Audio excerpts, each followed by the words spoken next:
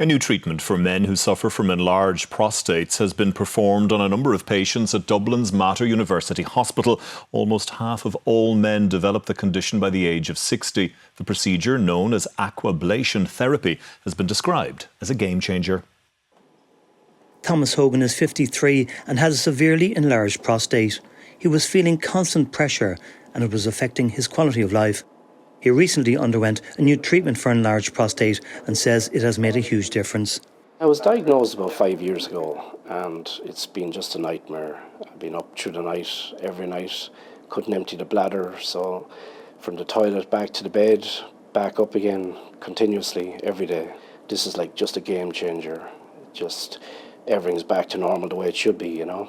An enlarged prostate is a condition that affects close to half of all men by the age of 60 and can lead to acute urinary retention and kidney infection.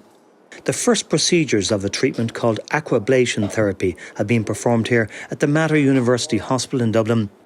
It is a heat-free robotic-assisted procedure that uses high-speed water jet to precisely remove excess prostate tissue and minimises the risk of side effects.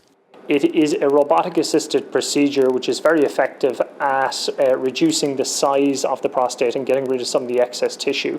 Using a high-pressure water jet, which is athermal, so it tries to minimise the side effects for patients as well.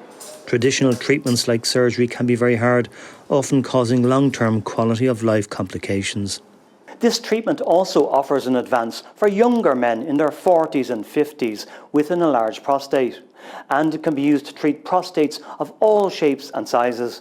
Around 14 of the procedures have been performed at the Mater to date. Fergal Bowers, RTE News.